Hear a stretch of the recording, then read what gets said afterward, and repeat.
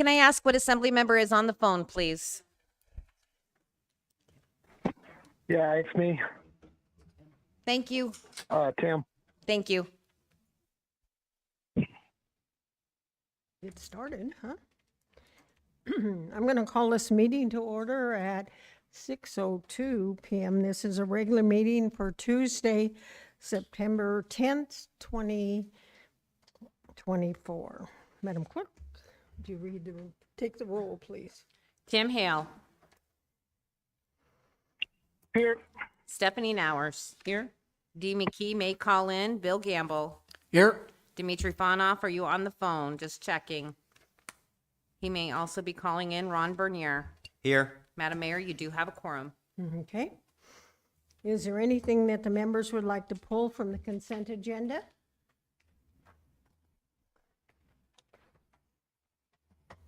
Okay, don't see anything. Are there any other changes to the agenda? Okay, don't hear things, so hearing none, the agenda has been approved as presented. And if you'll all stand, please. Madam Clerk, would you lead us in the pledge? Well, I pledge allegiance to the flag of the United States of America and to the republic for which it stands, one nation, under God, indivisible, with liberty and justice for all.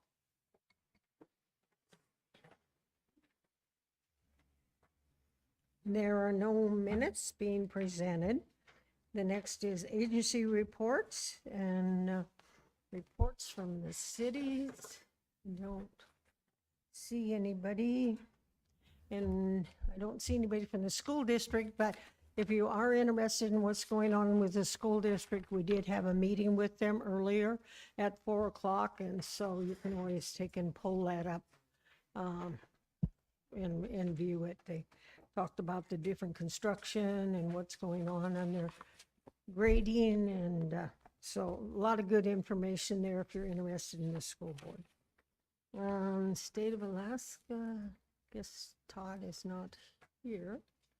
And then we have a report from the Petersville Community Nonprofit Corporation. Are they here?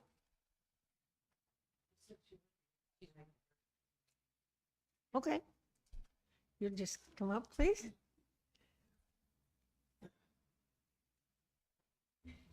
Then if you want to press the button on the mic to turn it on, that would be great. And let me know when you want me to play the movie and we'll get transferred the screen over. Is this working? Hi, Yeah, you state your names, please, for that. my name's Lisa Agnew. Hi, I'm Michelle Stevens, and I'm president of Petersville Community Nonprofit. And we'd like to educate you a little bit about some things that we learned about the Alaska Long Trail. And we have a video we'd like to show you, if you would mind, 7 minutes of what we have to tell you about. Thank you for the opportunity to present our concerns about the Alaska Long Trail's potential designation as a National Scenic Trail. We represent local Alaskans who believe this designation will negatively impact our state. One of the key issues with designating the Alaska Long Trail as a National Scenic Trail is that the trail is governed by a federal act, the National Scenic Trail System Act. This act would allow the federal government's control over the trail. This control often results in one-size-fits-all regulations that may not take into account the unique needs and preferences of Alaskans. In December 2022, Senator Murkowski secured $500,000 for a Bureau of Land Management feasibility study. The Bureau of Land Management is currently assessing if the trail meets National Scenic Trail criteria. The final scoping report is due this year with a plan to submit to Congress by the end of 2025. Importantly, management plans that will discuss access won't be till after Congress's decision risking conflicts that proactive plans may have prevented. The Bureau of Land Management hosted public engagement meetings for the Alaska Long Trail feasibility study, but key areas like Talkeetna, Willow, and Nenana were completely bypassed. With only 243 attendees and poor advertisement, the meetings failed to represent the diverse interests of Alaskans, raising concerns about the inclusiveness and comprehensiveness of the public engagement process. Stated in Section 7C of the National Trail System Act, the use of motor vehicles along any national scenic trail is strictly prohibited. Any provisions for such access would have to be approved by the Secretary of Interior. U.S. Code of Federal Regulations, Title 43, concerning National Scenic Trails, explicitly prohibits the use of motor vehicles on these trails. Most importantly, violations of this prohibition are subject to federal penalties, highlighting significant consequences of noncompliance. The National Trail System Act uses the terms federal administration and local management. Alaskans should still be concerned because federal involvement in administering the trails could undermine local control. The designation reduces local control, placing authority with the Secretary of the Interior, known for actions against the Alaskan interest, like canceling Arctic oil leases. The BLM has emphasized designated crossings will be identified on existing motorized trails, which reflects prohibition of motor vehicles on the trail, and restrictions could harm local businesses by requiring additional permitting and a percentage of their profit. Activities like blueberry picking will even require permitting. Bureau of Land Management's off-road highway vehicle management in the Yukon-Charlie, Kenai Peninsula, East Alaska Resource Management Plan, and White Mountain are examples of federal management always being more restrictive than Alaska's off-road highway vehicle regulations. Comparing the Alaska Long Trail to lower 48 trails with NST designation shows major differences. For the Continental Divide Trail, 70% was motorized prior to NST designation. Now only 23% is open to motorized. Efforts continue to separate hiking from multi-use trails, requiring designated crossings and reducing funds for motorized trail maintenance. Alaska harsh terrain and weather make the trail remote and challenging, posing risks for unfamiliar users. Therefore, the Alaska Long Trail shouldn't be compared to lower 48 trails. The Act allows eminent domain or condemnation to acquire private property for the trail. This power was used to complete the Appalachian Trail, forcing many owners to sell their land, resulting in legal battles and significant local opposition. Under the Act, connecting and side trails are additional points of access. Connecting and side trails are designated by the Secretary of the Interior without congressional action. Trail corridors may be up to a quarter mile on each side of the trail.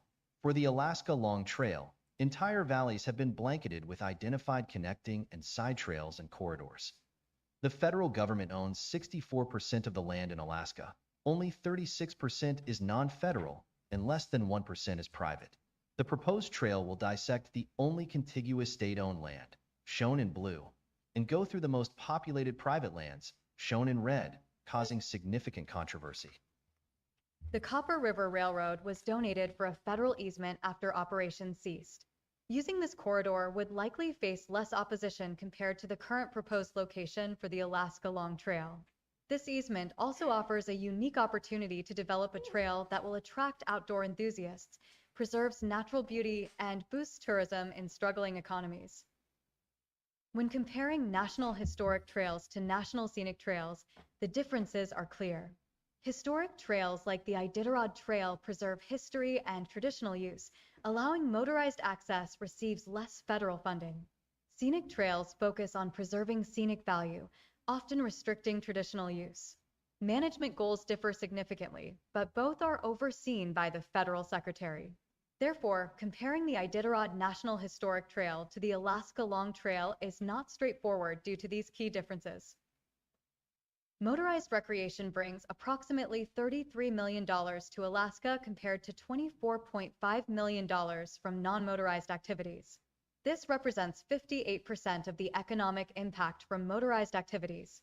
Alaska could lose a significant portion of its recreational revenue, negatively impacting local businesses and communities. Motorized winter activities has seen significant growth with a 15.4% increase in 2020 and a remarkable 48.4% increase in 2021, highlighting the growing popularity of winter motorized sports in Alaska. We propose the following actions for the public. We encourage everyone to oppose the National Scenic Trail designation that will bring in federal overreach if approved. We also recommend relocating the proposed trail to already designated federal lands. We recommend for the community to participate in public engagement and promote transparency, and most importantly, please sign our petition on our website. We also recommend for the Mat-Su Borough to reinstate the words through a National Scenic Trail designation in the resolution for Resolution 24-056. Here is a list of references to support all the information in this presentation. This presentation is also available on our website. We want to thank you for your time and support. Free to reach out if you have any questions.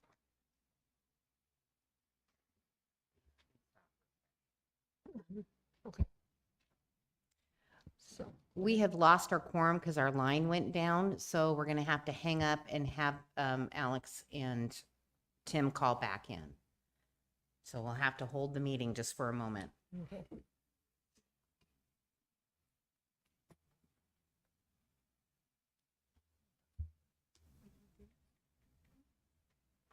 okay.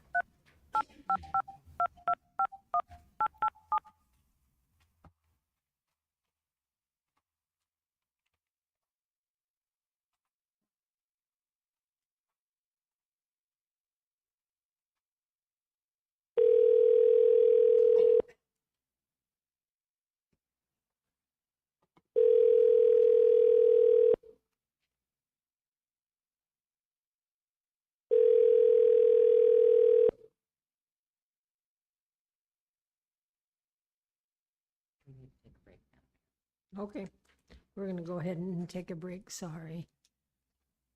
No problem.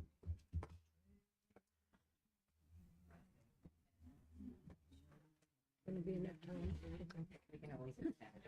Okay, so it's 6:14, so we'll come back at 6:25.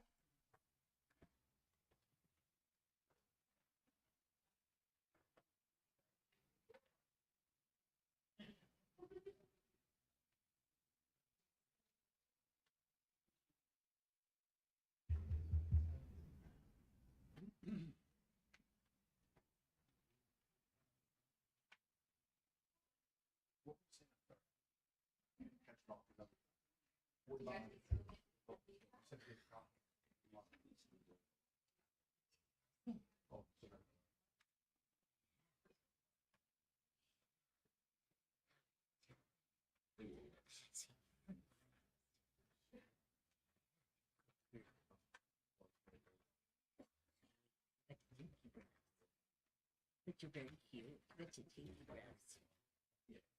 But you keep touching.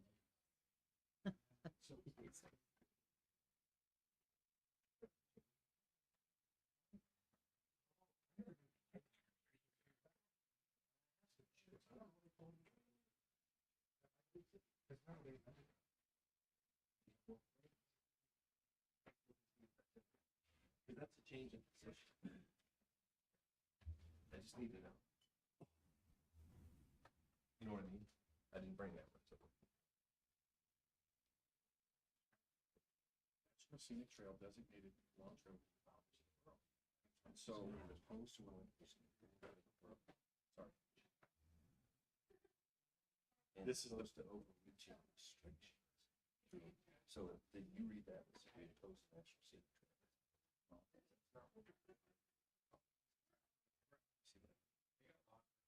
So it was, well, should we, hold on, it's 24, 6. That's what he said, 10. Nobody called me and asked me. Hey, Bill, hold on, hold on. Let me pull up the original one. About 4, 5, 6. Because in the end, we're all going to follow your lead anyway. Right? And this, whether or not it's changes. We okay? Is this the next? The necklace is like down. I'll show you the message I got. I know this is crazy, but there's only one person online. Is it possible to go like? Oh, yes, I was gonna ask if we could have, if we could get Tim's number from Lon and just have him call a conference bridge. Problem is there will be no audience participation. Oh, you know what? I can live with that. The changes. You can go about something different. Okay. Might want to grab Bill. The changes that they want to make narrow our objection. So this is what it currently says. Let me go grab them.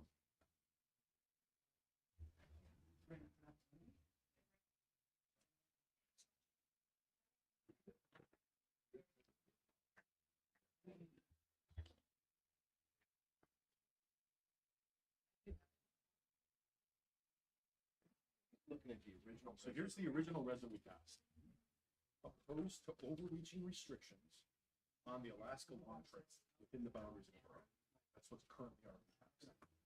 The one tonight says opposed to overreaching restrictions through a national scenic trail designation. So we're not opposed to overreaching restrictions as long as they come from somewhere else. So you actually make our objection narrower, inserting these words.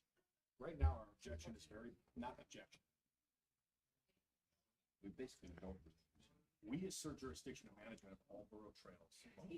We oppose to relinquish authority over borough-owned or operated lands and oppose to overreaching restrictions on the long trail within the boundaries of the borough. No matter where those restrictions are, but we reaffirm our commitment, right, to the long trail. This is the one that's already. So the way I read this is overreaching restrictions, no matter where they come from. Okay. This says we're opposed to overreaching restrictions through the designation on the road. And we reaffirm. So what you're doing is you're narrowing our objection. It's up to you guys. I don't know. Okay, I'm gonna talk to Michelle. Is I couldn't figure out this. I couldn't figure until they made the presentation. I couldn't figure out. Scenic trail. Well, we're not opposing a national scenic trail. We're not opposing a long trail. Do we make that very international? Because that would be a change of position. Right. We oppose anything that's going to be right. Any restrictions on the long trail. But I get that. So my point is, if the point is to not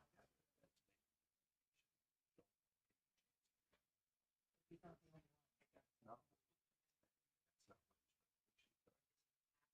see what I'm getting at? And if that's his intent, then it needs to be clear. Right, we would say, we oppose designation. Scenic trail. That's right, and we do not, we reaffirm our commitment to the long trail for the reasons expressed.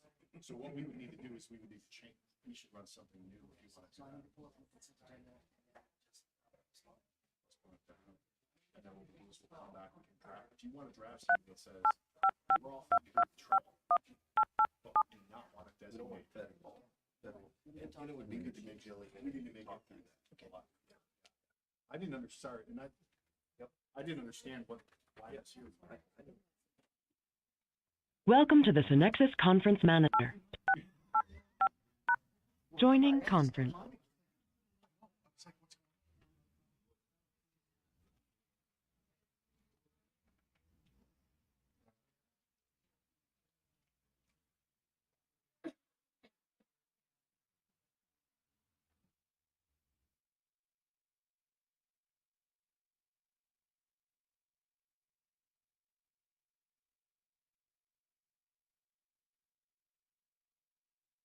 Is this an outgoing audio check?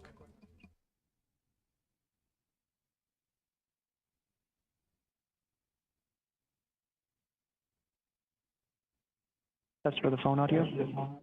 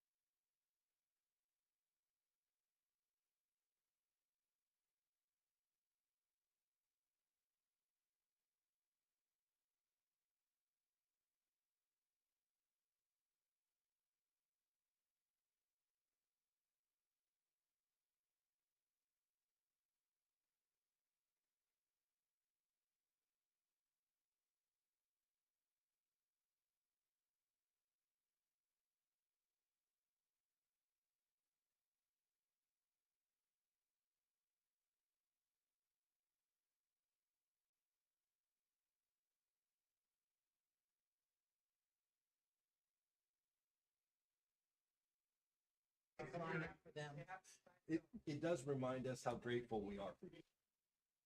You came up here and I'm like, wow, I'm glad that's not right. Just remember it to remember it. We don't need. Just know how helpless we are when that happens. All I know is hang up and. Yeah. What kind of race do you think?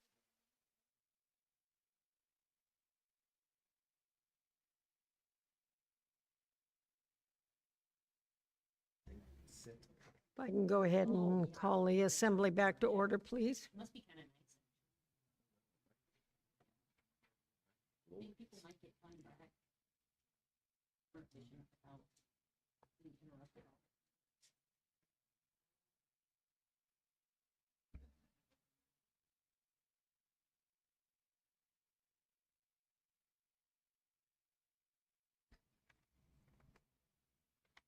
Okay, we move on to the next item on the agenda, and there has not been a meeting, right, for the Assembly and School Board, okay?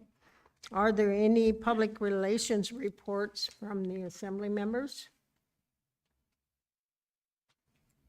Okay, hearing none. Manager Brown, do you have a report for us? A very brief one, Madam Mayor. Just wanted to mention that we have our annual Emergency Preparedness Expo coming up Saturday, September 28th from 10 a.m. to 3 p.m. at the Menard Sports Center in Wasilla. It is really a great family event. It's always fun to see the pictures of the kids in there last year I think it was turnout gear and different things. So it is a very family-friendly environment. It's a great opportunity for people to learn about things to prepare. It is Alaska. We have lots of challenges and threats up here, so it's always good to be prepared. So appreciate all the DES staff that put a ton of work and community members and folks that come in and participate in that for our community. So just wanted to mention that tonight. That's all, Madam Mayor. Okay, thank you. Mr. Attorney, report, sir? Briefly, on the agenda tonight, you all are aware there's a resolution accepting the resignation of Assemblymember Yunt. He resigned last week, so it's before you tonight to basically make it formalized. It starts a 30-day clock for appointment of a replacement. And my suggestion is that we get through the night's business and that we take that up. That is the process of replacement under staff comments and assembly member comments near the end, because we'll have to talk about scheduling future meetings, how we'll go through the process again. I can refresh everybody's memory how we did it a few years ago when Assembly Member Sumner resigned, and we can go from there. So I suggest we push that to the end of the meeting and take it up then. Okay, thank you, sir. Madam Clerk, do you have a report? The clerk's report is in your red folder. I did email out the election brochure. There's a hard copy in your packets. Please be aware it's going to look better from the printer. This is our print job, but is there any changes to the election brochure the Assembly would like to make? Assemblyperson Nowers, go ahead. I was just noticing that, and maybe this will come out in the printing, but if you look at page 11, so Assemblyman Berniers, maybe this is my eyes, but the spacing between the lines, something I noticed because I do these things, looks to be bigger on his statement compared to Sheena Fort or Tom Berge. So you see it just looks, I would just double check that the spacing, whether it's 6 points or 8 points, it just to my eye looks like the other ones are a little squished. Well, you definitely have a paragraph return, and I think that was your choice to do. I don't think the clerk somebody just submitted it whole, but it just looked like in a couple places. We'll look at Yeah. that. We will definitely Small look thing, at that. but thank you. I think this looks there's lots of improvements from last time to make sure the candidate lists are clear. I think so too. The only other thing I would mention is when I'm looking at the sample ballots, it's my eyes. I'm much more sympathetic these days. It seems like there's room maybe on these pages to make the text bigger of the sample ballot. Because you've got vertical room to do that. So if it's possible to help those of us who get made fun of by the younger generation and make that bigger, I think that's an advantage. We can definitely try to do that. I worry about it then stretching things out And I guess a number of years ago, the assembly wanted to go to this size booklet because it costs less to mail because it's that size. Yeah. Now, if we went to the full page again, like the state does, we'd have a lot more room. But that, of course, that costs more money in the long run. But we will look at both Okay. those things. Thank you.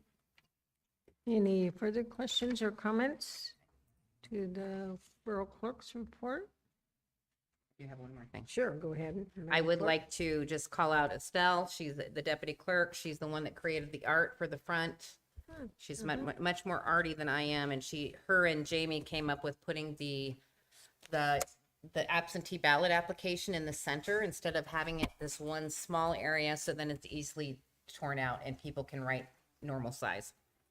Good, yeah, that was a great addition. Okay. Any other comments on the clerk's report? Okay, and we'll have more later on when we talk about the parting comments.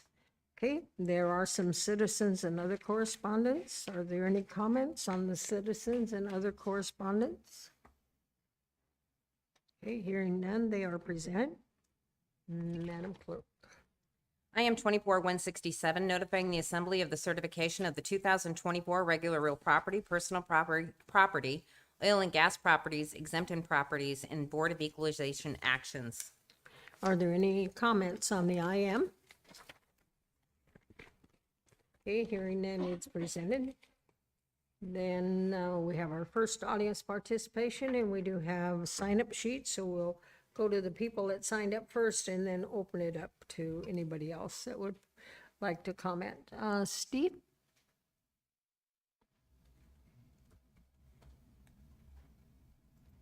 And Mr. Alt, could I get you to turn the mic on? Thank you, sir. Okay. Good evening, Madam Mayor, Assembly members and staff. My name is Steve Alt, A-U-L-T. Yesterday morning, I woke up as a declared candidate for Assembly, and by yesterday evening, that possibility was removed due to a mutual clerical error between both the clerk's office and myself. I'm not disputing the facts that led to that decision. However, I do have, in hindsight, recommendation on the process. And having reviewed the attorney's comments, it's clear that the clerk's office has a review process that they go through. And once they declare the candidate qualified, no further action is taken with the state until the end of the candidate application period on the borough side. And then the state office goes back and does a review and ensures that all the documentation is correct and the candidates are qualified to be on the ballot. That process, even though the clerk's office did their best to review my documents and input, it failed me, and it failed the public that may have voted for me by virtue of the fact that the state review came after the closing period. So from a process perspective, I would ask that this body review the rules and the process for accepting a candidate's application and qualifying them until both the borough and the state have completed their reviews, and then allowing the candidates to make any corrections or addendums to their appropriate documents before the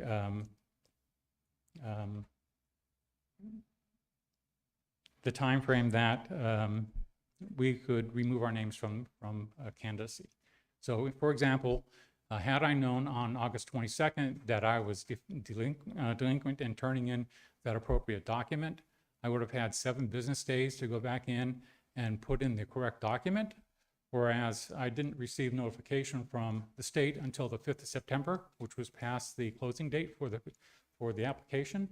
And even though I submitted that document on September 5th, quickly after I was notified, that didn't meet the requirements of the law, and so I was disqualified as a result. So I would ask you then, again, to look at the process and see if that can be changed to take into consideration both the state and the borough's review. Thank you. Thank you. Karen?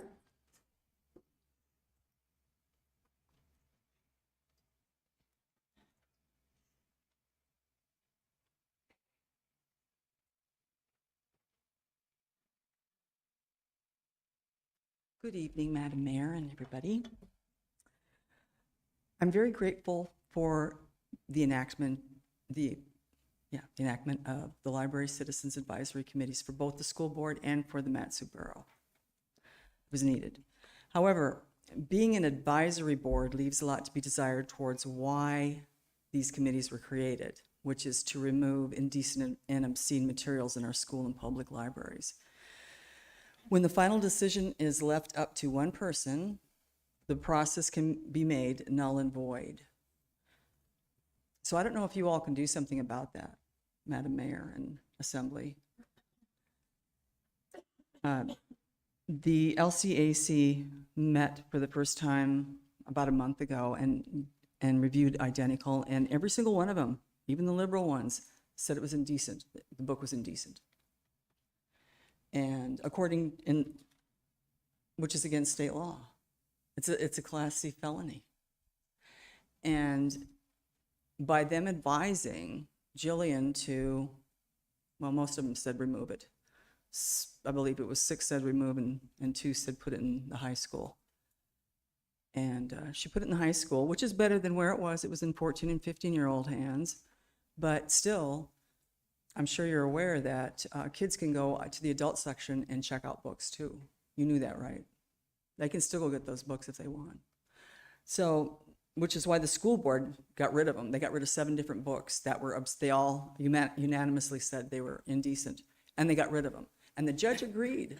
The judge that in the school board, she didn't make them put it back. She said, leave them out, which means what? That she agrees they're indecent. They're obscene. So, you know, we are incrementally, we're getting these books out, and we will continue to, but it would be nice if the committee had teeth. Instead of being an advisory board, they could be a determinator board. That sounded like the Terminator. It's a determinatory, is that a word? I don't know. You know, they should be able to determine. They should be able to determine, because they're the community. This is about community. It's not about one person. Because superintendent trainee put all the other books back. Ridiculous. That's ridiculous. So we need teeth in the committees. Teeth. They should say, this is obscene, it's out. Not someone coming and say, oh, I'm worried about all kinds of things. So we need some people with intestinal fortitude, to put it nicely, and get them out. That's what we need. Thank you. Esther?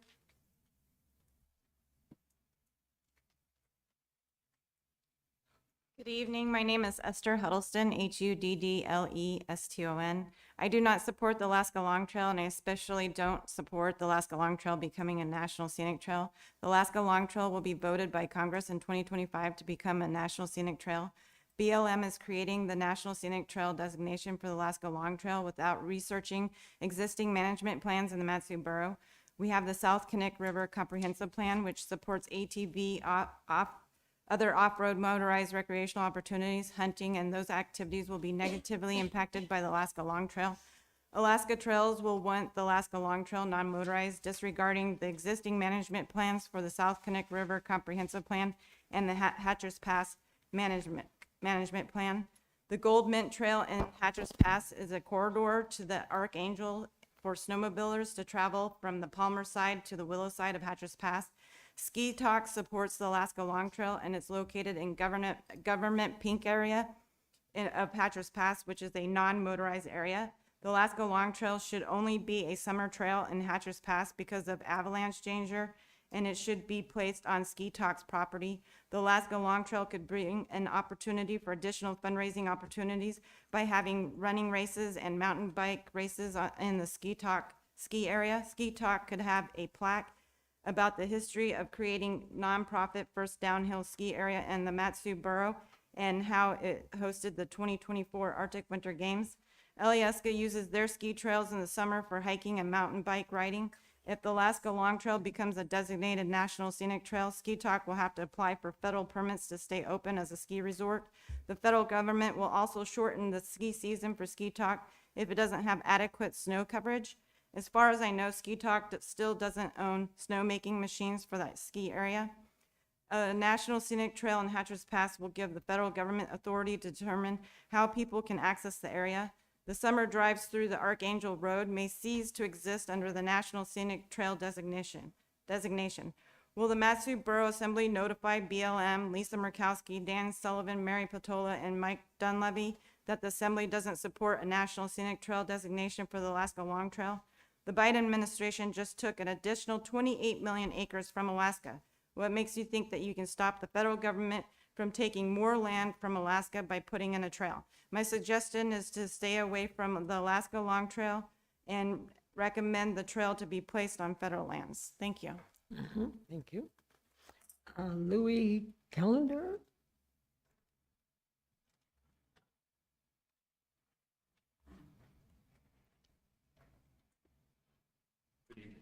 Good My evening. name is Louis Calandry, and I represent Alaska Big Lake Trails, and I'm vice president.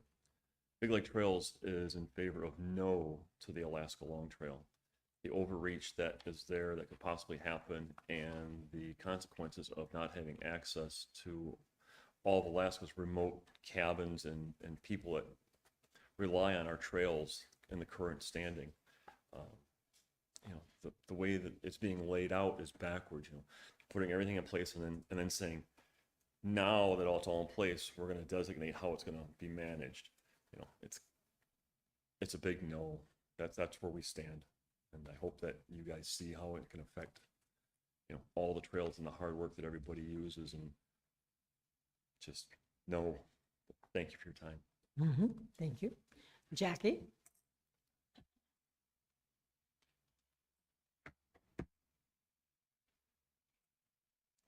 Good evening, Madam Mayor and Assembly. My name is Jackie Goforth. Thank you for the opportunity to speak with you tonight.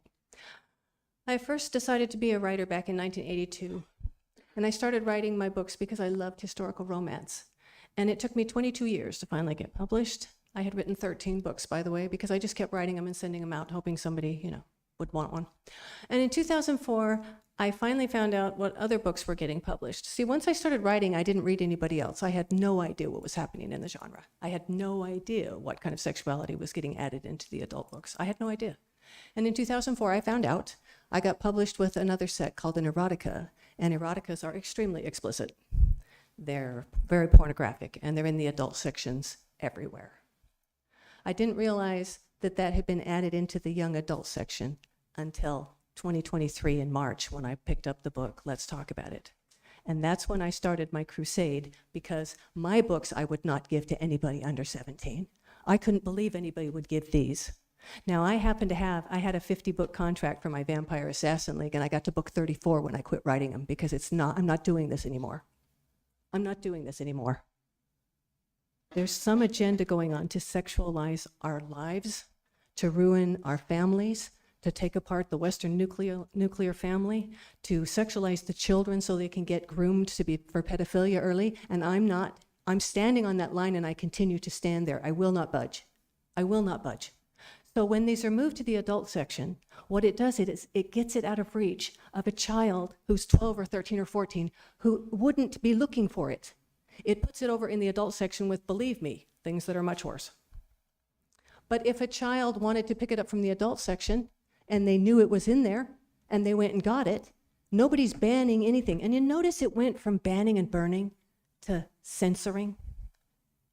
I used to get accused of banning and burning and being a Nazi, and now all of a sudden I'm being called as a censorer.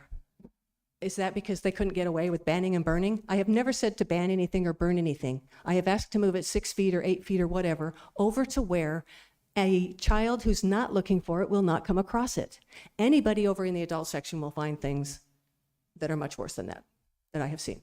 But in the young adult section, it should be for the children, 14 to 17. And they said they'll check those books out to a 10-year-old if he looks old enough. Now, if a librarian does check out something to someone who's younger and they know the contents, then it's illegal, even if it came out of the adult section. So moving it to the adult section takes it away from the child who's not looking for it, but it doesn't change the law. If it is being checked out to a child under 16 and it is seen by someone, they can call an LEO and have an arrest warrant. And if that happens in any of the libraries, who pays for the attorney? Thank you so much for founding the LCAC. Thank you. Zane Hemming?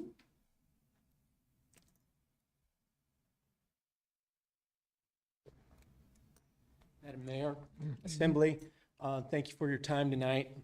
Glad that you guys ended up with a quorum so I could speak. You'll state your name, please, for the record, sir. Zane Henning, Henning. Thank you. Thank you. I want to speak in favor of this ordinance 2496, an ordinance of the Matanuska-Susitna Borough Assembly, amending MSB 1773 to clarify that mobile home parks are not permitted in the Matanuska Borough. If we could forward that to the planning group tonight with a positive vote, I think it would be great. We found that there's a gap in the code.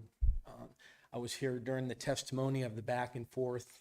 It was pretty interesting. It was very interesting how, you had one set of people that thought they knew what was going on, and then the whole thing changed throughout the evening, and all the information. I actually learned something, through the process too. But I thought the planning group did a great job in walking us through that. But Assembly Person Nowers, I appreciate you sponsoring this and putting it forward. A developer just bought 40 acres next to my home, and the last thing I would want is a mobile home put there.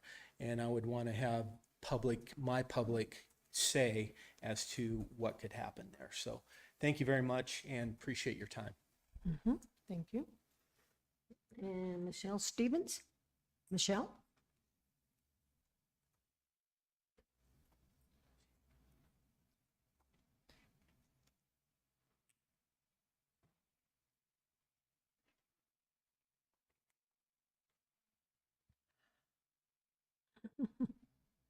Hi, my name is Michelle Stevens, and I'm president of the Alaska Snow Machine Alliance. The ASA supports resolution RS 24099 for the Mat-Su Borough to hold the borough lands and trails in borough control. Ultimately, once the Alaska Long Trail is declared as a national scenic trail, the federal government will have final say-so according to the National Trail Systems Act. As a resident of the Mat-Su Borough, I want to continue my Alaskan lifestyle, including motorized access. Our members of the ASA feel it is at the best interest of Alaskans that the Mat-Su Borough continue to be the managers of their trails and the land. The Alaska Snow Machine Alliance is against the National Scenic Trail designation. Thank you. Anyone in the audience that hasn't addressed the assembly that would like to at this time on any subject? But it doesn't have to be something on the agenda, any subject you want to. Oh, hi, come on.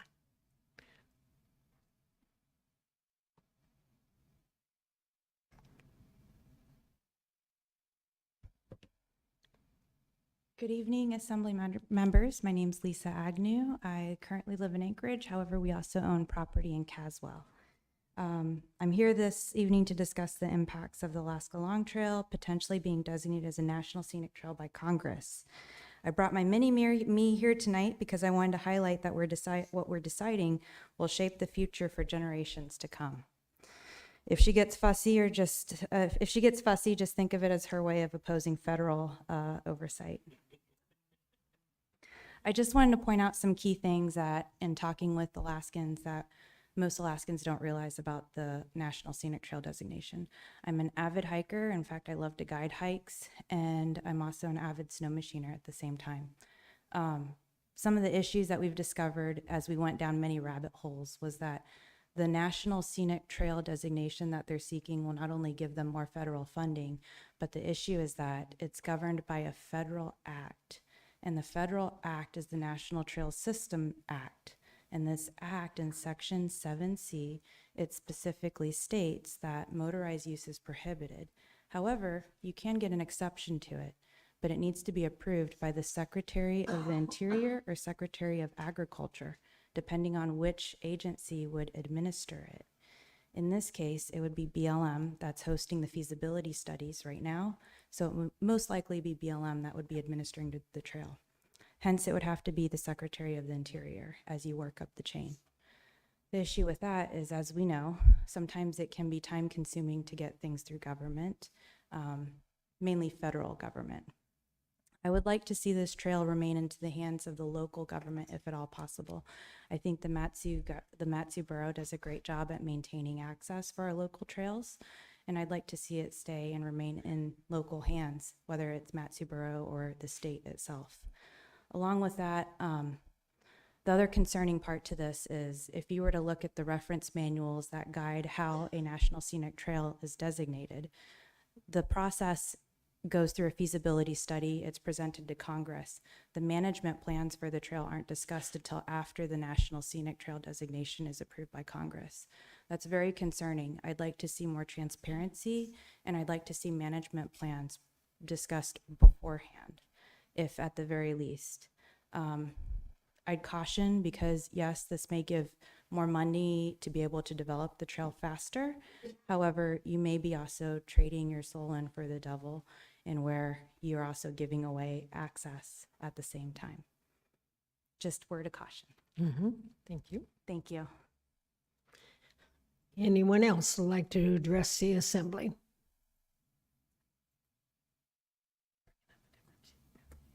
Is there anybody? We have one person online. Go ahead, whoever's online. Yes, Madam Mayor, this is Alex Hills, Hills. It's nice to hear your voice. I'm a 54-year Alaska resident and a 25-year borough resident. I just wanted to call in to support the adoption of Ordinance 24096 that I think would at least temporarily clarify that mobile home parks are not permitted in the borough, because I think this would allow time for the Assembly to work on the affordable housing issue. So I think that's both a cautious and reasonable approach, because it would allow time for you to put in some further work on that issue. And that's all I have. Thank you. Thank you. That's the only person we have online, sir. One last chance for anybody that hasn't testified that would like to. Okay, seeing no one, then I will close the audience participation. Excuse me, Madam Clerk. Ordinance 24086, an ordinance accepting and appropriating $944,804 from the United States Department of Transportation Maritime Administration for the Port McKenzie Rough Terrain Cargo Crane Project. The accompanying resolution 24083, a resolution approving the scope of work and budget for the Port McKenzie Rough Terrain Cargo Crane Project. If you're on the phone and would like to speak to this, press *3. We have a staff report, sir. Happy one, hopefully, right? Yeah, good evening, Mayor and members of the Assembly. My name is David Griffin. I'm the Port Operations Manager for Port McKenzie. And I'm here tonight to discuss with you and answer any questions you may have about this ordinance 24-086, accepting and appropriating $944,804 from the United States Department of Transportation Maritime Administration, the Port McKenzie Rough Terrain Project, Resolution 24-083, a resolution approving the scope of work and budget for the Port McKenzie Rough Terrain Cargo Crane Project.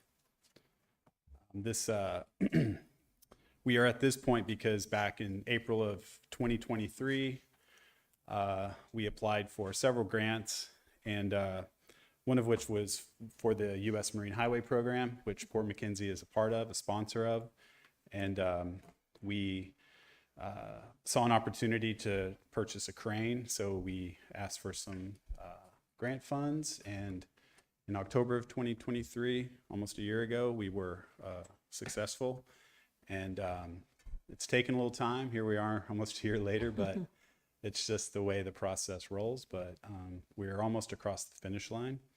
And with this ordinance, then we will move forward with purchase of a rough terrain cargo crane for Port McKenzie. Great news. Anybody have any questions of staff? Okay, all right. Yes, Assemblyperson Gamble. Thank you, Madam Mayor. I move to adopt ordinance 24 No, we haven't had public hearing yet. Okay. He was ready. Yeah. Okay, oh, yes, Deputy Mayor, go I'd ahead. just like to tell you, thank you very much, Dave. Awesome job. Thank you. No, I appreciate that. And I couldn't do it without all of you guys and all the other departments. You know, been in this role for almost, well, I guess about a year and a half now, and it's amazing. Every department touches the port in some form or fashion, including the clerk's office, attorney's office, obviously departments like Public Works and Finance and Purchasing. So yeah, we think we got a good team moving forward. So excited to continue, you know, pushing. So yeah, well, thank you. Okay, Any thank other you. Questions? No, I don't think so. Thank you. So I'll go ahead and open the public hearing on ordinance 24-086 and resolution 24-083. We don't have a sign-up sheet, but anybody that would like to address the assembly on either this ordinance or this resolution, they're welcome to do so at this time. Do we have anybody online, sir? We do not. Don't see anybody moving, so I'll close the public hearing now. Assemblyperson Gamble, go for it. Thank you. I move to adopt ordinance 24-086 and accompanying resolution 24-083. Discussion by the assembly. Is there any objection by the assembly? Okay, seeing and hearing none, then the legislation has passed. Madam Clerk. Ordinance 24089, an ordinance amending MSB 4.503030A, Local Emergency Planning Committee composition. If you're on the phone and would like to speak to this, press star 3. Staff report, sir. Good evening, Mayor, Assembly, and staff. Ken Barkley, Director of Emergency Services. This ordinance is a little bit of housekeeping. On the LAPC committee, we have numerous seats, and one of the seats we have is for Houston, the City of Houston's law enforcement. And as we know, the City of Houston hasn't had a police force in many years. So what they're asking for is to have that seat removed and replace that seat with a seat for environmental, business, or technical positions. It's just a little bit of housekeeping and just cleaning up, removing a seat that doesn't exist. Thank you. Questions to staff? Okay, all right. I'll go ahead and open the public hearing on ordinance 24-089. We do not have a sign-up sheet. Anyone like to address the assembly on this ordinance? Do we have anybody, and we do not have anybody online? I'll close the public hearing, and Deputy Mayor. I move to adopt ordinance 24-089. Discussion by the assembly. Any objection from the assembly? Seeing and hearing none, the legislation passes. Ordinance 2490, an ordinance appropriating $75,000 of road service area fund balance that resulted from the sale of surplus road service area equipment to a project account to purchase an asphalt recycler, with accompanying resolution 2485, a resolution approving the scope of work and budget for purchase of a trailer-mounted asphalt recycler. If you're on the phone and would like to speak to this, press star 3. Go ahead, sir. Good evening, Madam Mayor, Assembly. My name is Cole Branham, Project Management Division Manager here for Public Works. So this ordinance 24-09 is for appropriating funds to purchase a trailer-mounted asphalt recycler. So Public Works sold a drum roller, crack sealer, sweeper, and fencing, all purchased with road service area funds. for around $164,000. So those funds will be utilized to purchase trailer mounted asphalt recycler. So this unit will enable us to recycle asphalt using additive and reheating the asphalt blend that will be suitable for patches and potholes. This is estimated to cost us around $54 a ton. Currently, we purchase asphalt from external plants, and then in the winter we use permapatch. So the cost per ton in the summer from the plants is $89 per ton, and then permapatch in the winter is $4.95 per ton. So with this asphalt recycler, we'd be able to do it for $54 a ton year round. So it'll improve efficiency by limiting our dependency on the plants, which don't operate 24/7. You know, when our pothole needs are always going on, and it also is a more cost-effective solution. Questions to staff? Okay, thank you, sir. I'm going to go ahead and open the public hearing on ordinance 24-090 and resolution 24-085. We do not have a sign-up sheet. Anyone in the assembly that would like to address either this ordinance or resolution? Seeing no one, do we have anybody, nobody online? Okay, I'll go ahead and close the public hearing on ordinance 24-090 and resolution 24-085. Deputy Mayor. I move to adopt ordinance 24-090 and resolution 24-085. Discussion by the assembly. Any objection by the assembly? Seeing and hearing none, and the legislation passes. Madam Clerk. Ordinance 24091, an ordinance accepting and appropriating additional January 2022 Matsu windstorms disaster relief funds in the amount of $30,389.73 from the Federal Emergency Management Agency and $10,129.90 from the Alaska State Division of Homeland Security and Emergency Management, with accompanying resolution 2487, a resolution approving the amended budget for the January 2022 Matsu windstorms disaster. If you're on the phone and would like to speak to this, press star 3. Aye. Go ahead, staff. Through the mayor to the Assembly, Cheyenne Heindel, Finance Director. Before you is an accepted, appropriate, and accompanying resolution for $40,519.63 from the 2022 wind disaster. This is an adjustment of the individual grants to cover the cost overruns for the Brett Memorial Ice Ritter repairs, DSJ repairs, borough-wide debris removal, and fire station repairs. Questions to staff? Okay. Hearing none, then I'll go ahead and open the public hearing on ordinance 24-091 and resolution 24-087. We do not have a sign-up sheet. Anyone want to testify on either this ordinance or resolution? Anybody online, sir? Okay, seeing no one, then I'll close the public hearing. And Deputy Mayor. I move to adopt ordinance 24-091 and resolution 24-087. Okay, discussion by the assembly? Any objection by the assembly? Okay, seeing, hearing none, then the legislation has passed. Madam Clerk. Ordinance 2492, an ordinance accepting and appropriating January 2022 Matsu windstorm disaster relief funds in the amount of $207,916.20 from the Federal Emergency Management Agency and $69,305.39 from the Alaska State Division of Homeland Security and Emergency Management, with accompanying resolution 2488, a resolution approving the scope of work and budget for borough-wide debris removal as a result of the January 2022 Matsu windstorm disasters. If you're on the phone and would like to speak to this, press star 3.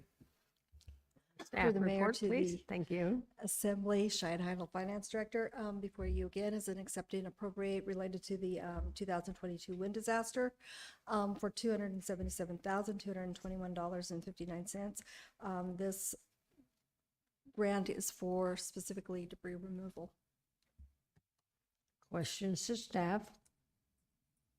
Okay, Thank you. I'll go ahead and open the public hearing on ordinance 24-092 and resolution 24-088.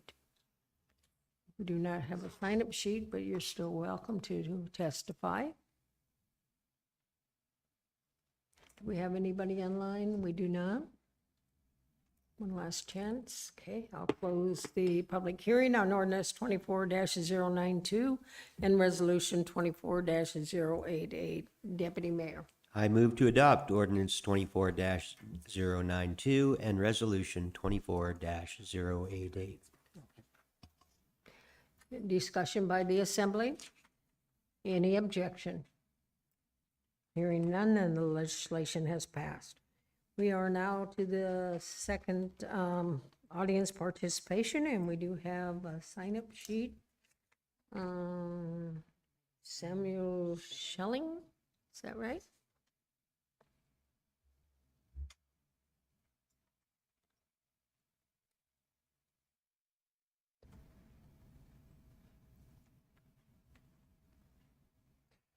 Oh, good evening, everybody.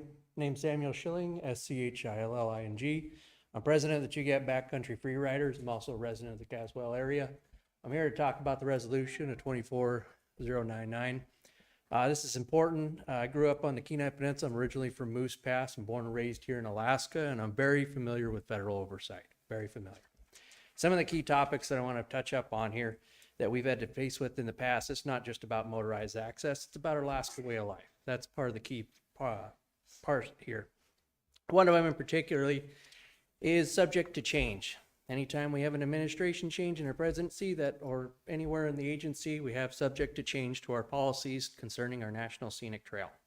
This also goes with in coordinates with our management plan.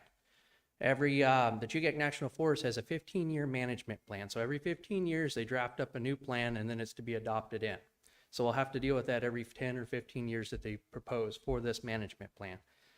Some of the other areas that we need to touch up on are the restrictions. So unlike the state has its restrictions, which are pretty lenient to match the Alaska lifestyle or the Mat-Su Borough. These restrictions are a lot of times harder or harsher than the states, like compared to remote living. Some of the things with remote living can come anywhere between tree harvesting for your firewood out in the forest. You're not allowed to do it. Hunting and fishing has better, harsher restrictions to it.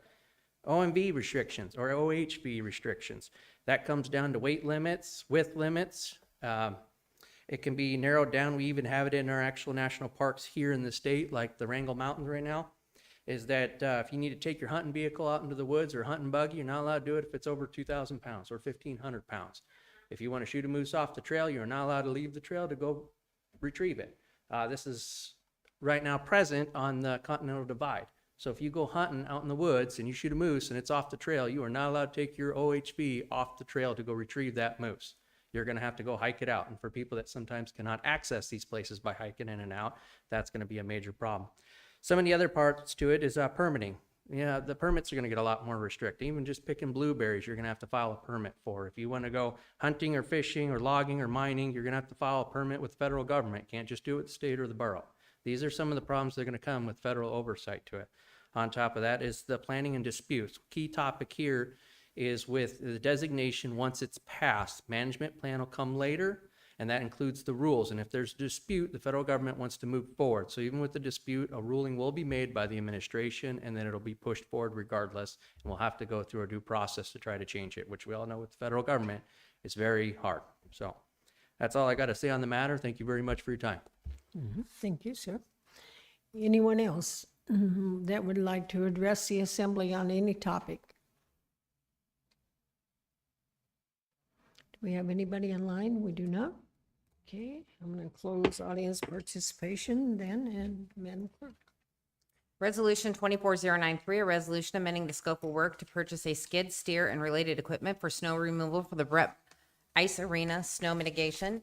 Resolution 24096, a resolution amending the scope of work, budgets, and titles from Colony Middle School boiler pumps and controls, Susitna Valley Junior Senior High School boiler replacement, and Wasilla High School boiler replacement fiscal year 2025 to Matanuska-Susitna Borough School District boiler upgrades fiscal year 2025. Resolution 2499, a resolution opposing the release of land authority along the proposed Alaska Long Trail as it pertains to the National Scenic Trail feasibility study. Resolution 24101, a resolution accepting the resignation of Assemblymember Yunt and declaring the District 4 Assembly seat vacant as of September 10th, 2024. AM 24104, acceptance of late filed and retroactive senior citizen and disabled veteran exemption applications. AM 24105, approval of change order number 1 to contract 2489C with Burns and McDonnell Engineering Company to add $12,006 for the central landfill cell 4 design expansion. AM 24106, approval of the contract amendment to contract 2477B with ProBuilt to extend the completion date to November 30th, 2024 for Station 79 West Lakes Ambulance Building Remodel Project. And that was it, Madam Mayor. Deputy Mayor.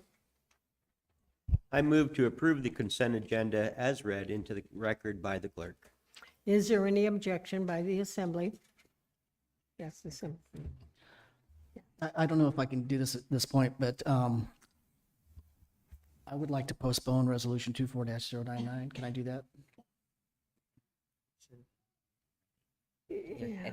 At this point, you'd have to reconsider the motion, or I guess it hasn't been moved. Has it just been moved, Madam Mayor? Yes, it has been moved. Yeah, and so we're in the point of discussion. I just asked if there was any objection. I think the only thing that can happen right now is a motion to divide the question to take the adoption of that piece separately. Or I can move to reconsider by tomorrow, and then we can address it at the next meeting. You could do that also. Okay. Could we reconsider right now? You could move to divide the question. It's not that hard, just to take that one separately. Can we do that then? Sure. I move to reconsider Resolution 24-099. What, can you tell me the number again? I'm sorry, Assemblymember Gamble. I move to reconsider Resolution 24-099 and the accompanying IM 24-180. So I'm going to take that as a motion to divide the question and to take Resolution 2499 separately, then the rest of the consent agenda. That way it can be discussed separately. Okay. Madam Mayor. Alrighty, is there any objection to dividing the question? Okay, seeing and hearing none, then let's see. We take the first segment of the rest of the consent agenda and whether that's approved or not, and then the second segment would be Resolution 2499, Madam Mayor. Okay, so I will recognize the Deputy Mayor's earlier motion to move the consent agenda as was read by the Borough Clerk, with the exception of Resolution 24-099. Is there any objection to that?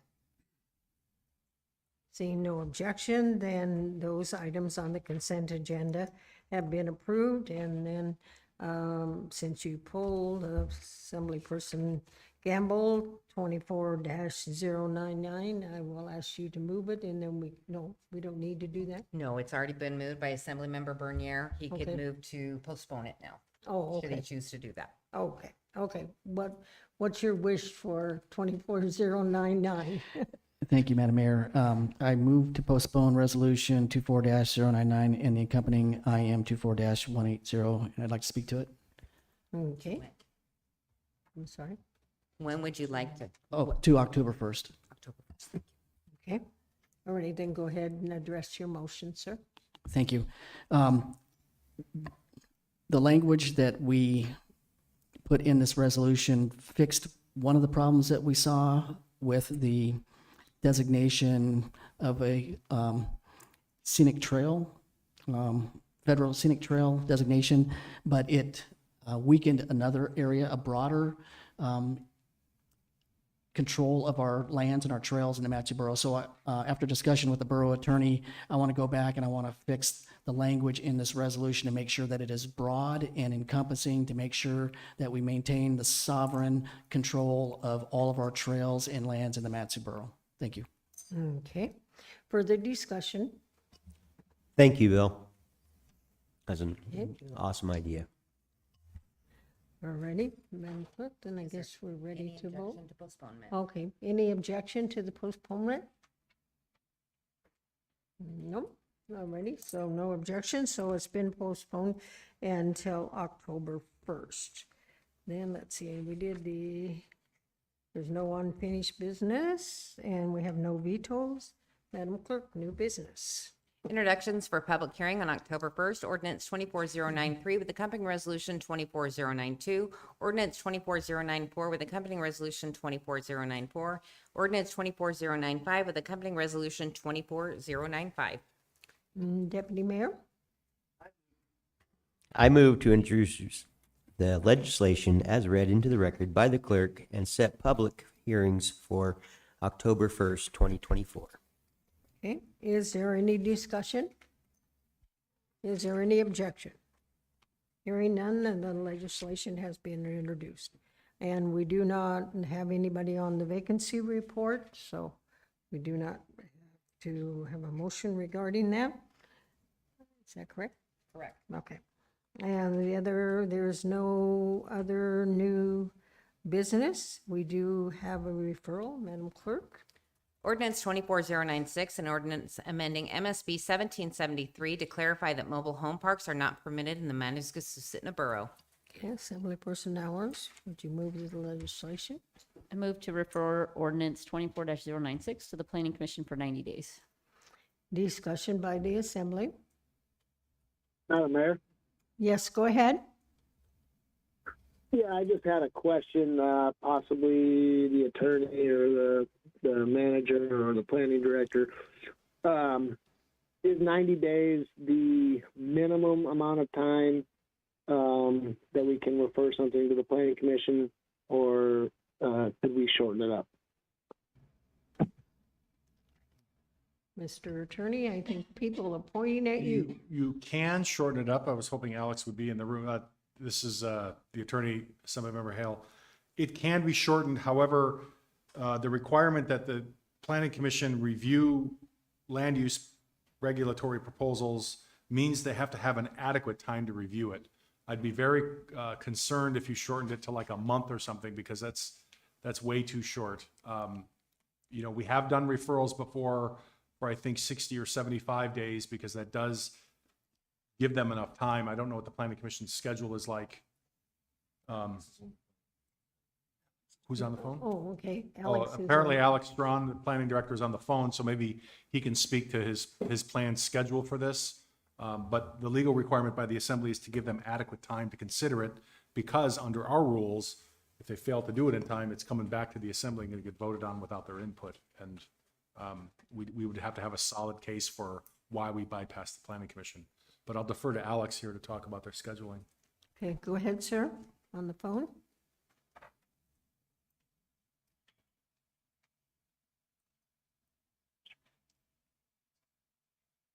Oh, hi there. Can you hear me now? Yes, we can hear you, sir. Go ahead. Okay, great. Yeah, so 90 days is what it's stated in code. We can go down as low as 60, but in order to give adequate notice and go have a reasonable process, we need at least 60 days. Okay. So do we need that in the motion for 90 days, or just, is it assumed, or what do we need to modify the motion, I guess is my question. If you want to change the date, somebody would have to move to modify it. The code says 90 days or other date specified by the Assembly. Again, as a practical matter, we would caution strongly against going below 60. Okay. Brilliant. So further discussion? Madam Mayor, that answers my questions. I had thought possibly of shortening the time frame, but I think the planning director makes a compelling case that 90 days is the adequate amount of time. So. Okay. Ready further discussion on the motion? Is there any objection to the motion? Okay, hearing none, then the legislation is referred. There are no reconsiderations. Now we're to Assembly comments, and as was stated earlier in the evening, why don't I let the borough attorney go first, because at this time is going to be the discussion regarding the vacancy for Assembly District D4. Yeah, okay, sir, go ahead. Thank you, Mayor. Okay, so as of tonight, you officially have declared the seat vacant. Assembly member Yunt resigned, it was accepted tonight. So under state law and borough code, the clock is now ticking. There's 30 days to make an appointment. Cognizant of the fact that the borough clerk's office is also running election, and for every day that's vacant, obviously District 4 has no representation from their assembly member. It's always our advice from the attorney's office that you move expeditiously to fill the seat. So our most recent experience with this was just a couple of years ago when Assemblymember Sumner was elected to state office. And that process worked pretty smooth, and it would be my recommendation to follow the same type of process. And so the way that worked was the clerk was directed to place an advertisement notice of vacancy. I believe there's a draft of it in your folders. You can take a look at it. It's a very simple application form with allowing people to explain why they're interested, listing professional references, allowing them to attach a resume, and then, the clerk would then certify it or do the residence check and make sure that they're there. It has a couple of explanatory things up front. Typically, just about 2 weeks, maybe a day less would be appropriate. If you directed the clerk to do that tonight, we could potentially, I'm looking at the calendar here, potentially close applications by 5 p.m. on the 23rd of September, and then schedule a special meeting for the night of 24th, Tuesday the 24th. At that special meeting, the assembly would convene in open session, be provided everyone's applications, or be provided them the day before, actually. These are all public record, subject probably being posted on the website. There's going to be public inquiry and interest in what's going on. Everything in these is public documents, so that we would probably affirmatively publish them. But at the Tuesday meeting on the 24th, if that's the schedule that the assembly agrees to, the assembly could then convene an executive session to discuss the applicants. You can't vote in executive session or take any action in executive session regarding the applicants, other than to discuss potential qualifications for office or other things. And the reason for going into executive session under Alaska law would be discussing subjects that tend to prejudice the reputation or character of any person. Because you may say nice things about an applicant, you may say not nice things about an applicant, and you're entitled to do that in executive session. Of course, you'd be staffed in that executive session by the manager, clerk, and attorney. Then what you would do is after that also in executive session on that night, we could also talk about the question of formatting and discussion of potential questions that you might want to ask. I believe that is an appropriate subject for executive session as well, because the borough has an interest in making sure that answers are not rehearsed or scripted, that nobody's got an inside track to what you might be asking about or talking about. So we can also discuss the format and the questions. And part of the reason to have legal advice in crafting your questions and coming up with how that might look is to stay away from things that relate to discrimination under federal and state laws and borough code, to make sure that the questions are appropriate for the office and don't run afoul of those standards. Then what you would do is come out of executive session on Tuesday night. You would then vote to interview who you would like to interview. When, just for historical references, when Assemblymember Fonov's appointment, Assemblymember Sumner to Assemblymember Fonov for that seat, there were only 3 applicants. So the assembly, after discussing the applicants in executive session, came out and decided we're just going to interview all 3 of them. There's no way to know how many you're going to interview until you decide. It's possible you only have a couple applicants. It's possible you get 10, 15. In that case, the assembly will have to decide a little bit about that, but that has to be a public discussion and a public vote in terms of who you would then decide to interview. You can't take straw votes in executive session. You can discuss the pros and cons, but you can't take straw votes or come to agreements in executive session. That all has to be done in public. So then we would set that meeting for a couple days later. September 26th was the date suggested by the clerk. And at that meeting, we would have all the applicants come in. We would sequester some of them, I think in a conference room is what we did last time with the clerk staff. And then one by one, ask the questions and go through. And the way it shook out last time, again, was that each assembly member basically asked one question with potentially one follow-up per applicant. Again, you don't know how many applicants you're going to have. You can decide later how to do that. We can talk about that as we start to go. And we just went through the interviewers one by one, and the reason for sequestering, again, the later interviewers from the room is so they don't hear and rehearse the questions, if that's important to the assembly. You could go the other way and just disclose all the questions up front and let people prepare. That's completely up to you. After they were done being interviewed, they were welcome to stay. They were actually encouraged to stay in the building, because then after the interviews were done, the assembly again went into executive session to discuss personal characteristics might tend to prejudice the reputation or character of the applicants. But again, no voting, no straw voting. Come back out into public and vote on who the replacement would be.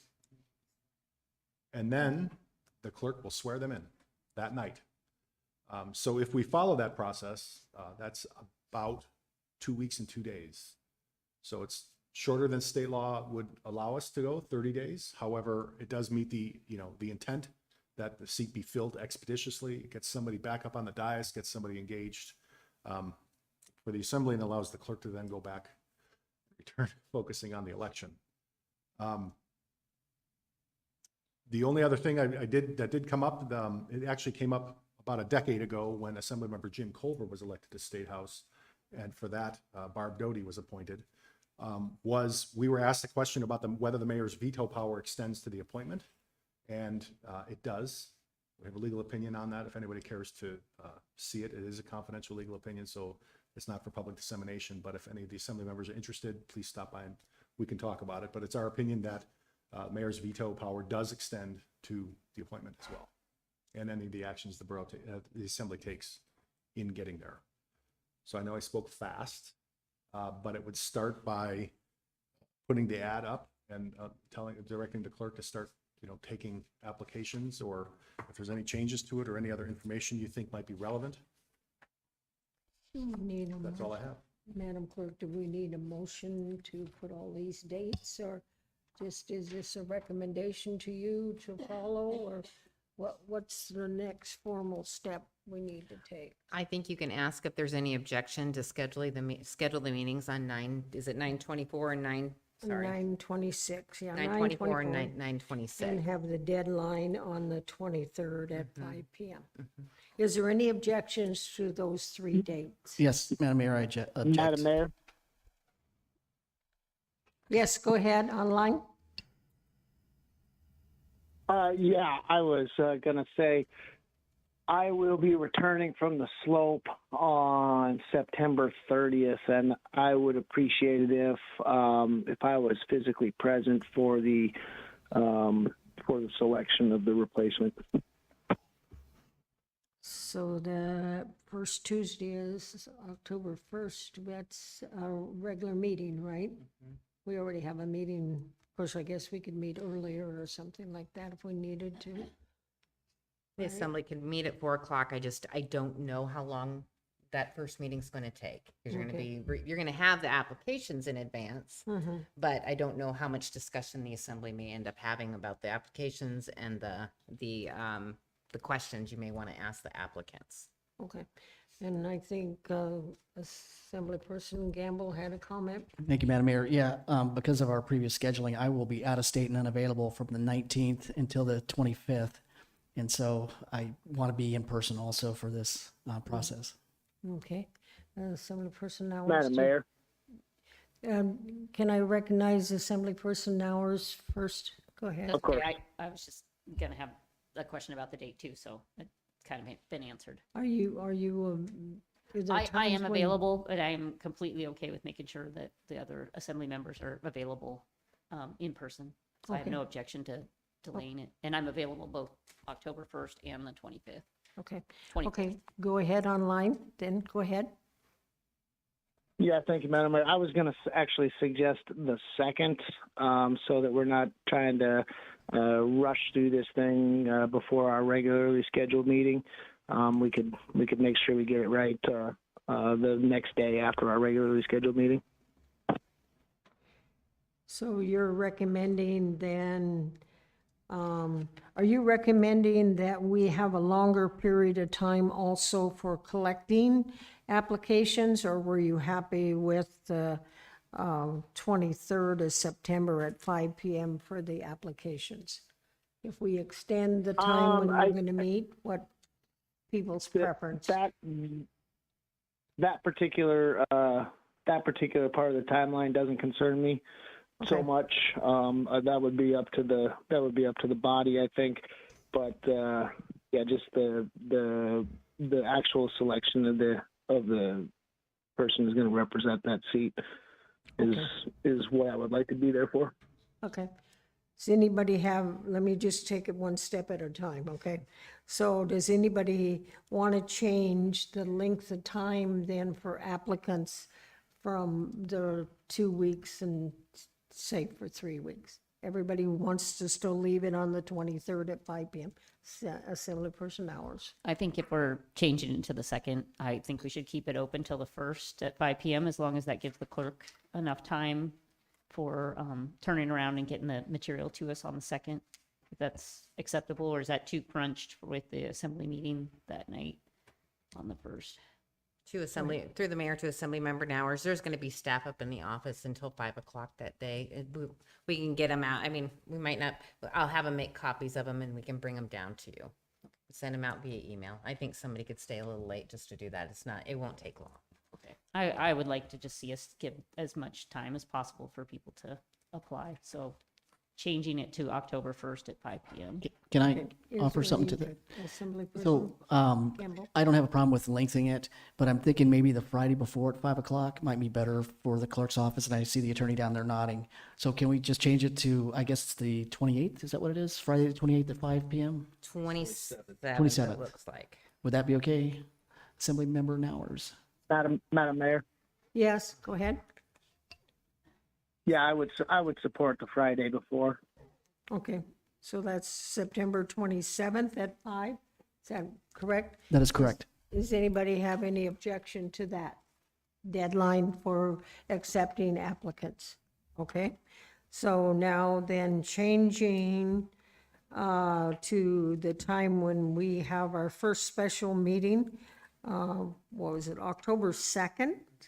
Was that the recommendation? Is anybody, that would give you 2 meetings back to back, so everybody understands that, right?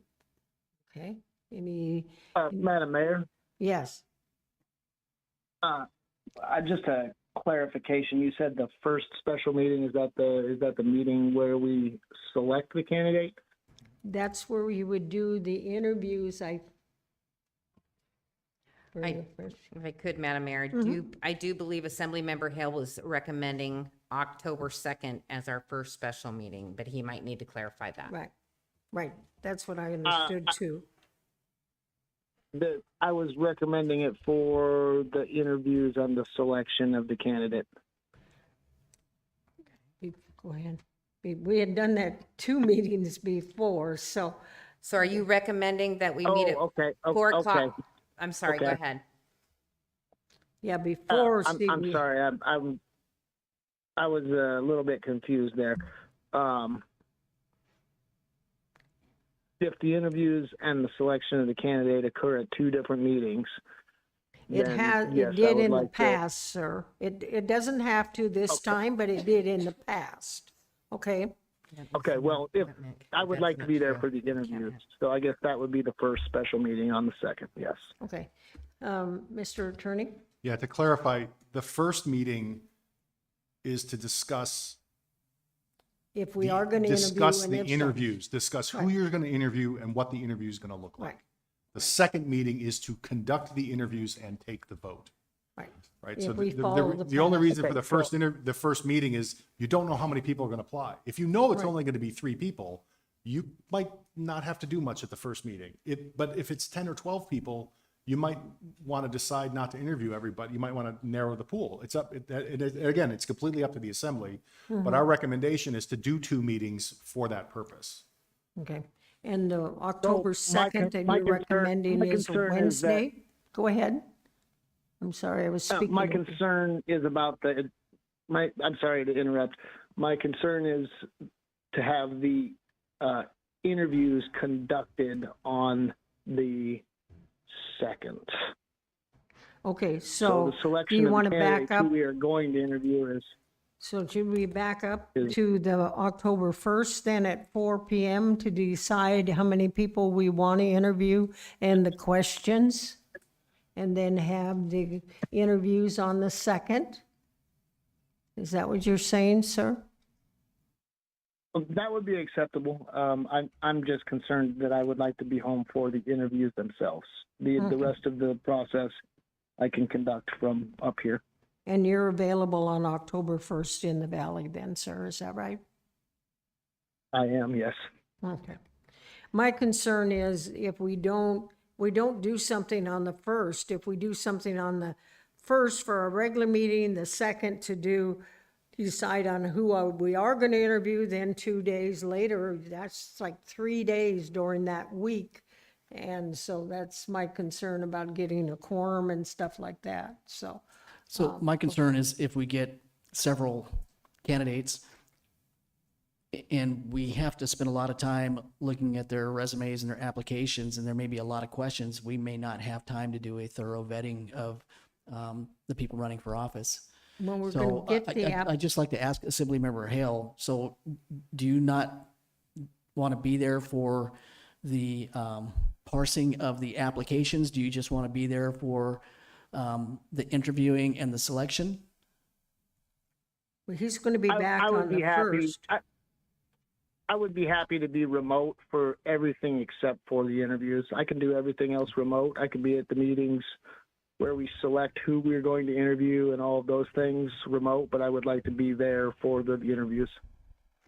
Okay, so we've selected the 27th at 5 PM for the applicants. So, and that's a Friday.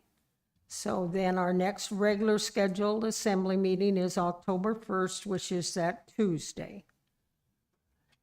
So, and that was the one I was saying that maybe if we meet at 4 and decide how many people we want to interview, and then 2 days later have the interviews. Right, and that's my concern, is 2 hours going to be enough for us to vet all the possible applications that we get? We have no idea. Right, okay. Go ahead. Just a suggestion, should that occur, and you have to go into your 6 PM meeting on that day, before the 6 PM meeting, at the end of the 4 o'clock meeting, you can say you move to extend the meeting past the 6 PM meeting. You just can't adjourn that meeting. I'm good with that. Okay. So I'm going to be sure everybody's, September 27th at 5 PM is the deadline. Then on October 1st at 4 o'clock, we will meet and determine how many candidates we will want to interview and the interview questions. And then what date do you want to do the interviews? The 2nd or the 3rd? Does anybody have any preference for either one of those or problems? Do you have an assembly person? I would knowledge? prefer to not do it the 2nd, 3rd, or 4th would be better. The 4th would be better? 3rd or 4th? 3rd or 4th, okay. So, yes, Mr. Attorney. And because of the Open Meetings Act rules on people objecting to them being talked about in executive session, and I'll go over that with candidates. What we'll do is, as applications roll in, we start to send letters to people. And if the assembly doesn't have strong feelings either way, I would likewise recommend the 3rd, because it gives us, if you just select on the 1st, Okay. then Wednesday morning, right, because by the time we get out of here Tuesday night, we're not going to be notifying candidates probably. We'll start Right. notifying Wednesday morning. And while we'll be telling everybody ahead of time, if you're selected, this will be the date, it would be good to give that time to make sure we can get in touch with everybody and adequately give them the letter that talks about the Open Meetings Act and their rights under it to, request a public hearing and stuff like that. Okay, so we have the 27th, October 1st, and October 3rd. Everybody got that okay? October 3rd at what time? 6, I guess, probably. Yeah, 6. Okay. Further discussion, is everybody in agreement? Assemblyperson Nowers. I have a question not related to the date, but the Declaration of Candidacy form says that the person understands if they're chosen to fill the vacancy, they have 30 days to file financial disclosure form with the Alaska State Public Offices Commission. I know we just heard about how you have to, if you're a candidate, you have to file that ahead of time. Is there any reason we can't require those applying to file that form with APOC so the public can see something they would see for any candidate? Through the mayor to assembly member Nowers, I don't think there's a mechanism at APOC. It's like you're filing for the planning commission. You have to wait until you're appointed. But I'm gonna look at Mr. Sparopoulos to see if he disagrees with me. If you give me a minute, I'll look up the state law. I'll bet you the state law says within 30 days of appointment. And if that's what the state law says, then that's the rule. You want me to look it up real quick? I will. If we could just look it up really quick, I think that would be valuable information to the public. Yeah, how quick can you do it? 3950. Yeah, I think that the state law says it has to be elected officials or candidates. Yeah. But we will wait. So why don't I go ahead and ask for parting comments from other people then while we're waiting for this discussion? Is that okay? Assemblyperson Gamble, do you have parting comments besides? I have none. Thank you, Madam Mayor. Assemblyperson Nowers, do you have parting comments besides what we're discussing? Just thank you for moving the mobile home park ordinance forward to the planning commission. Thank you. Okay. Assemblyperson Hale, do you have parting comments while we're waiting? No parting comments. Thank you, Madam Mayor. Okay. Deputy Mayor, do you have parting comments while we're waiting? Yeah, yesterday I talked to a gentleman, Nick Scott he's a Valley resident, but he's the BA for the Cement Masons Union in Anchorage. And out here in Palmer, they have a training center. And he was telling me that they've got a 3D printer now that's actually printing houses out of concrete. And they're gonna be practicing and stuff like that here. And they're gonna have 5 machines up in Nome because of the big contract with the port and stuff. They're gonna do housing up there, and instead of paying $800 a square foot for housing, they think they can get it down to about $200. And then when we were talking about affordable housing here in the valley, maybe that might be an avenue to investigate. And I told him that I would take and talk to you guys and suggest maybe going over, and he said, come on over and play with it. And so that's one idea. Anyways, I want to thank everybody for coming out, and I want to thank you, Lord, for all of your blessings. Thank you for your grace. We surely don't deserve it. Thank you for all the blessings. Help the veterans, the military, the people that are in need. Please help the addicted, the ones going through hard times. In Jesus' name we ask and pray. Amen. Okay, Borough Manager, parting comments, sir? No, okay. Madam Clerk, and parting comments? I'm sure we're gonna have comments once the attorney gives, but if you have any and he's ready, okay, go ahead, sir. Public official other than the governor or lieutenant governor shall file a statement giving income sources and business interests under oath and on penalty of perjury within 30 days after taking office as a public official. Okay. Candidates have a different rule, obviously under the state law. However, appointed public officials subject to APOC disclosures, state law gives them 30 days after taking public office to file it. Okay, Assemblyperson Nowers. That answers that. One other thing is on the notice of vacancy, it says if you're unsure if you reside in the district, you can contact the clerk's office. I wonder if we could also add the webpage where you can look up who's your elected, what district you're in, where you type in your address. So if it's a possibility to add that as an option for people where they can go to that site on our website and punch in their address, I can send you the link. I have never seen that. That would be really nice to see. Super helpful. Find your And elected nobody's official. ever even You shown can me that. put it on, you put in your address, shows you state level, federal level, borough level, shows you fire service area. It's a magic Kenny did. It's super cool. I would love to see it, but I'll get with Kenny tomorrow. Okay, I'll send you the link I have. Thank you. Yeah. Okay. You guys, that would be nice. Okay, I'm sorry, sir, there's no opportunity for public right now. Yes, go ahead. So if we're at comments, my only comment is this: if assembly members have ideas of what they might want to ask applicants, feel free to stop by, have one-on-one discussions with me about whether they're appropriate, things like what's important for community, what's important as an assembly member, how do you see your role, things like that. My only caution is it's somewhat like a job interview. We just have to be mindful of staying away from things that get us in trouble with the EEOC, even for appointments of governing body. So feel free if you have ideas or thoughts. I know nobody's in the business of voluntarily, asking wrong questions. Just I'm here to help keep everything up on the up and up. Okay. We have somebody that arrived in the building just recently and would like to speak to us. Does the assembly have any objection for giving the person a minute or two? Okay, I don't see any objection, so sir, you can come for 2 minutes. Go ahead. Give your name, please. Thank you, Mayor. Mhm. My name is Tom Robertson, 12550 Marsh Road, Palmer. And again, like a broken record, I keep coming back for my third month to ask the possibility of at least a letter of support to the city of Palmer and to the state. I'd like to see an emergency fill station built for the fire trucks, for 2 fire trucks, down in mile 37 of the Glen Highway. It's currently under construction, and now's the golden time to do that.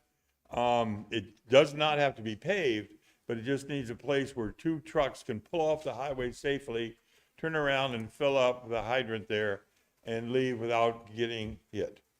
I've said this before, and I'll say it again. When I was with the Nikiski Fire Department, we did have a fireman get hit on the shoulder of the road. He wasn't in the highway, he was on the shoulder, but he got hit, and we lost the position. He didn't kill him, but we lost the position of a firefighter. Plus, most of the firefighters are, like me, of EMT2 or EMT3, so we lost 2 positions in one incident. It's very expensive like that to lose that people. I strongly encourage you to help try to get this emergency fill station off the shoulder of the highway where there's a water main, and the city has a water main that crosses right under the highway at the mile 37 marker and goes to the hospital. Now's the golden time to do that. And also, like I said, when I was with Chugach Fire Department, when an ambulance couldn't sit alongside the road safely, so without getting hit. It's hard to believe with all the lights, people couldn't see it and run into it. But the ambulance would sit here, and then we'd have to have a tanker truck parked behind it, so the tanker truck would be a shield to protect the ambulance from somebody getting hurt and killed. I appreciate any letter of support from the borough to the state and to the city to make this happen before the construction season is over. Thank you for your help. I appreciate it. Thank Bye you. now.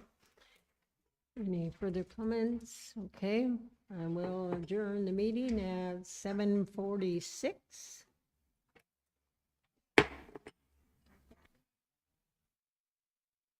You will now be disconnected.